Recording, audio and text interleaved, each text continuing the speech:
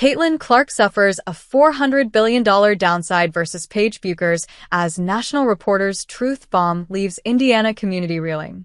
The tales of Caitlin Clark effect have been told enough. Cramped cabins, replaced by charter flights.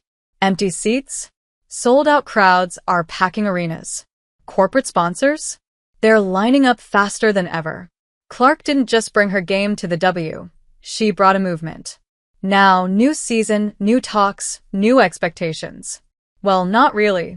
Paige and Clark on-court battle is one thing, but the bigger question taking shape? Will the Paige Bueckers effect surpass the Caitlin Clark effect? One national reporter has already weighed in.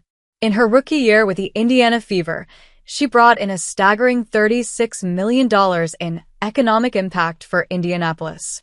Yep, just one player. And she was responsible for 27% of the WNBA's total economic activity last season. That's wild. But it didn't stop there. Her impact was felt in the stands too. Fever jersey sales? Skyrocketed. We're talking a 1,193% year-over-year jump by midseason. And fans? The Fever saw a 265% boost in home game attendance. Then came the record books. 340,715 fans showed up for Fever home games, shattering the old league record of 250,565. And here's the real deal breaker. Only 5% also went to Pacers games. Even crazier? 1/3 of that crowd came from outside Indiana. And now let's talk business. The Fever finished the season with 90 active sponsorships, the most in the W. That's a 43% increase from the year before. Clark had changed everything. Will Paige have a similar impact at Dallas? Annie Costabile of Front Office Sports weighed in on the potential financial impact Paige Bueckers could have on Dallas, and it might ruffle a few feathers in Indianapolis. Costabile broke it down by talking about the differences in local economies. She explained, "The difference here is Dallas-Fort Worth's economy is worth almost $1 trillion. It's over $70 billion that economy is valued at. And so, Indianapolis, by comparison, is valued under $300 billion.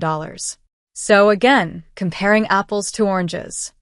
Costabile goes on to explain, the sports franchises that exist in Dallas, even the Dallas Cowboys, aren't just a Texas franchise, they're a global franchise.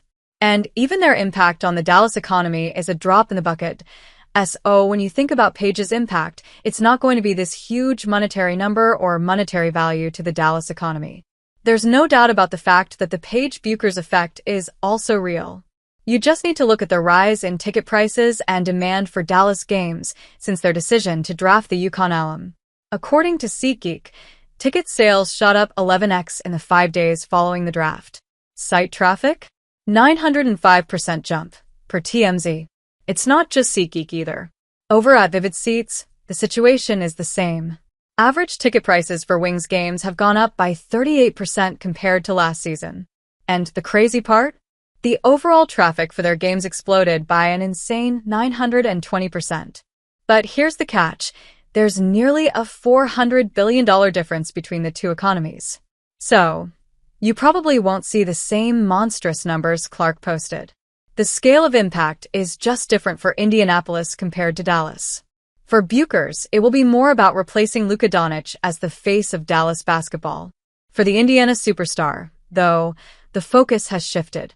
It's all about chasing that championship with the Fever now. And guess what?